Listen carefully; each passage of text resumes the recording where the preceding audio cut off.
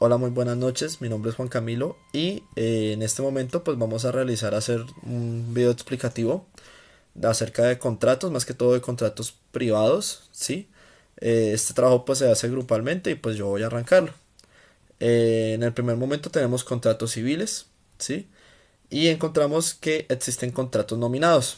¿Que es un contrato pues nominado? Un contrato nominado pues es una especie como un acuerdo que incluye una persona, una designación entre las partes y permite pues usar y identificar ciertas características dadas por los mismos.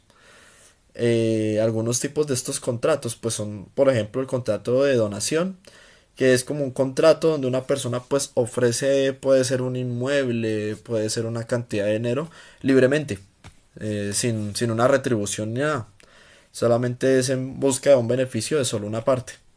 Luego tenemos el contrato de compraventa, que pues es que un vendedor transfiere pues una propiedad, ¿sí? O los derechos de una propiedad por un monto de dinero, o por una permuta, o bueno, eso ya se llega a identificar. Más adelante se acuerda entre las dos partes.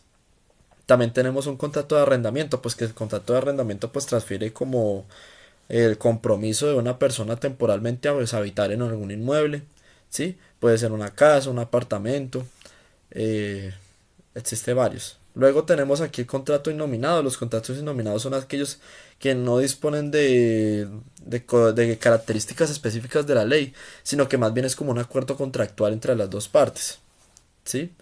Entre pues los términos, entre los tipos, podemos haber un encuentro, un acuerdo entre socios, que sí, en la cual pues expresan una serie de condiciones para entrar en una sociedad y sí se firma por todos los socios que entren. Puede ser en una empresa, una asociación, y entre ellos mismos pues dictan las regulaciones que va a haber entre los dos, entre las partes. Luego también tenemos un contrato de inversionistas, que un contrato de inversionistas es el lugar en el que los inversionistas pues delimitan ciertas partes, y también muestran pues el porcentaje de inversión, a qué van a invertir, cómo van a tener una retribución, etcétera. Y bueno, estos serían los tipos de innominados y así terminamos los nominados y nominados. Mil gracias, muy amables. Muchísimas gracias, compañero Juan Camilo.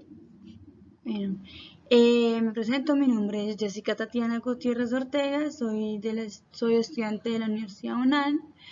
Eh, el tema que voy a hablar es responsabilidad civil. Es una obligación de reparar los daños y perjuicios causados por incumplimiento de un contrato donde se busca una indemnización para el afectado. ¿Sí? Vamos a ver que vamos a tener eh, dos conceptos, que sería la responsabilidad civil contractual, donde se incumple un contrato causando un perjuicio y se deben compensar o indemnizar, ¿sí? En el artículo 1602 con Código Civil, si no se cumple, lleva consecuencias penales. ¿Sí? Ya sabemos eso.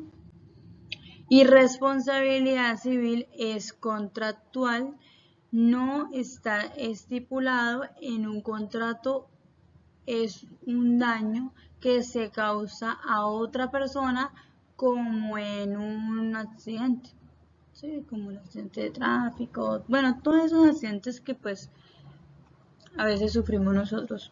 Artículo 2341 Código Civil. Surge la obligación de indemnizar a quien se le hizo el daño. Requisitos. Debe existir un daño irrogado. El punto número 2, no debe haber un contrato. El número 3 es, el daño debe ser imputable. Artículo 2341 y consagrada en la Constitución. ¿Sí? Muchísimas gracias, los dejo con mi compañera. Hasta luego. Cordial saludo, tutor y compañeros. Mi nombre es Eliana Ramos. Voy a hablarles de la diferencia entre lucro cesante y daño emergente.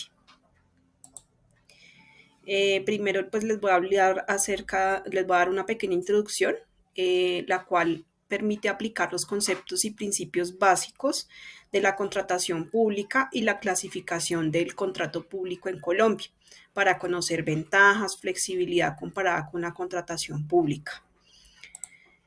El lucro cesante es la ganancia esperada que no se obtuvo debido al incumplimiento de un contrato o al hecho dañino que, como ejemplo, si es un vehículo, tuvo daños en el acto de un accidente, mientras que el daño emergente es la pérdida sufrida, por ejemplo, si un vehículo sufre daños en un accidente de tráfico, el cual supone que se tiene que reparar el vehículo y los gastos médicos que se requieran para este.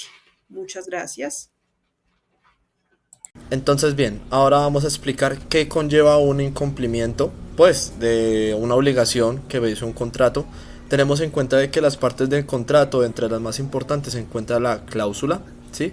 Son una serie de cláusulas, lo cual pues habla acerca de las normativas que se va a llevar dentro del contrato. Entonces pues hablamos de que el cumplimiento de la obligación, ¿sí? Se da por hacer o no hacer ciertas acciones, y eso conlleva una consecuencia, la cual se pacta mediante estas cláusulas.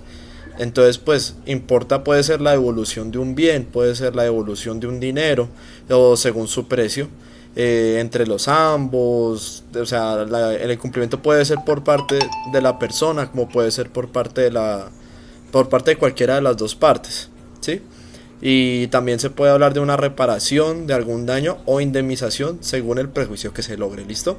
Entonces eso es prácticamente lo que consiste la consecuencia del incumplimiento del contrato. Bueno, ahora bien, vamos a tomar un contrato, un ejemplo de contrato, en este caso contrato de compraventa de vehículo automotor, y vamos a explicar los principios básicos. En este caso pues hablamos de que el primer párrafo se encarga netamente de hacer la identificación de las personas y asigna unos roles específicos. Podemos ver que aquí en la primera línea el señor, ahí se pone el número de cédula, se pone el nombre completo de la persona, y también habla de un vendedor, que de igual manera es un nombre de cédula con una persona, ¿sí? Una identificación, y pone los roles específicos, comprador y vendedor, que están ligados ante las normas civiles y comerciales pues de Colombia, del país. Entonces empezamos a ver la serie de cláusulas que hay ahí. Entonces vemos que pues el primer objetivo del contrato es que el vendedor especifique lo que va a vender. Vemos que hay un apartado para placa, vemos que hay un apartado para modelo, marca, línea, etcétera, incluyendo pues claro los colores y el motor y el número de chasis. Muy importante tenerlo en cuenta a la hora de hacer un contrato de compraventa de automotores. Pero es prácticamente lo mismo que cualquier otro tipo de contrato, principalmente pues explicar pues a especificar las características de lo que se vaya a comprar o acceder, o si es donación, de lo que se vaya a donar. Bien, entonces luego tenemos el segundo, que es uno de los más importantes también, la forma de pago. Se acuerda un precio, se puede dar una letra de cambio en este caso, o bueno, etcétera. En este caso pues nos dice que principalmente nos pide pues primero el número, y segundo que este número esté escrito en letras para certificar que la línea, que lo que se está escribiendo es verídico, ¿sí? Bueno, ahí vemos que el comprador, los que les decía, puede pagar de la siguiente manera, puede ser en plazos, puede ser en cuotas, letras, etcétera. Pero bien, vemos la tercera es tradición. El vendedor garantiza que el comprador es el mismo objeto, ¿sí? En este caso pues sí, se está mostrando de que el vehículo aparentemente pues está en perfectas condiciones. Aquí no nos habla de un peritaje, no nos habla de nada, pero sí nos da de buena fe. Entonces en buena fe nos dice que pues el vendedor está ofreciendo un producto bueno, ¿sí? Tenemos las obligaciones del vendedor, que es entregar el vehículo con su paz y salvo.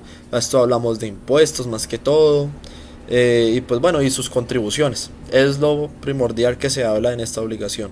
Quinto, la entrega, súper importante. Nos está hablando pues de haber hecho un traspaso, de la entrega real del automotor. Puede ser una moto, puede ser un carro. En este caso pues aplica para ambos, ¿sí? Tenemos luego la cláusula penal, ¿sí? Establece qué sucedería, ¿sí? En el caso de que no se entregue pues al automotor, de que se haya adelantado pues una platica y no se haya entregado. Entonces da una sanción, da un monto. Este monto se tiene que escribir también en números y letras para dar una, sí, para consolidar eso. Y ya la séptima en gastos. Entonces en gastos también se pone, puede haber un pago de impuestos. Sí, se puede dar el caso de que el vehículo pues deba tantos impuestos, entonces se habla de un pago postventa, ¿sí? Y ya en lo último que se encuentra del contrato pues está pues ya la confirmación del mismo, que nos dice que pues la persona tiene, después de haber leído esto, tiene dos copias. Estas dos copias pues son originales, una para cada uno, y se muestra pues la fecha, todo muy exacto. Y una de las partes más importantes de un contrato es el nombre del vendedor, el nombre del comprador y su cédula de ciudadanía junto a su huella. Importantísimo y muy bueno que las dos partes tengan esto, porque en el último apartado dice que deben ser dos copias, pero primordial que la persona tenga, que los dos tengan dos firmas originales, que los dos tengan dos números de cédula originales. Pues con esto se termina la presentación que se puede realizar hablando de contratos privados, y les damos muchísimas gracias por prestar atención. Muy amables.